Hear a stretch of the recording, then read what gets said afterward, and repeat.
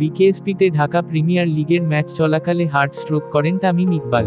এরপর দ্রুতই নিকটস্থ কেপিজে হাসপাতালে নেওয়ার পর চিকিৎসকরা তামিমের হার্টে রিং পরান। জাতীয় ক্রিকেট দলের সাবেক অধিনায়ক এখন ধীরে ধীরে সুস্থ হয়ে উঠছেন। তামিম পুরোপুরি সুস্থ হলে কি আবারও 22 গজে ব্যাট হাতে দেখা যাবে? খান সাহেবের ভক্তদের মনে এই প্রশ্নটি সবচেয়ে বেশি উকি দিচ্ছে।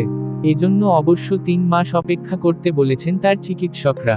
তবে তামিম যেভাবে সুস্থ হয়ে উঠছেন, তাতে দ্রুত এই অভিজ্ঞ ক্রিকেটারের মাঠে ফেরার আশা দেখছেন তার চাচা আকরাম খান।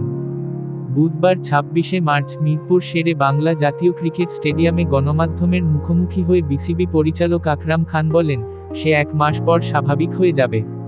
এমনকি এখনও স্বাভাবিক আছে। ডাক্তার আমাকে বলেছেন, 1 মাস পর সাধারণ জীবন যাপনে চলে আসতে পারবে। আমার মনে হয় না ওর কোনো সমস্যা হবে। তামিমের হার্ট অ্যাটাকের পেছনে পানিশূন্যতা বড় কারণ হতে পারে বলে চিকিৎসকরা জানিয়েছেন।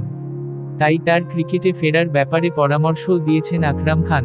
তিনি আরও বলেন, জীবনযাপনের ধরন একটু বদলাতে হবে। জীবনযাপনের ধরন ঠিক থাকলে কোনো সমস্যা হবে না।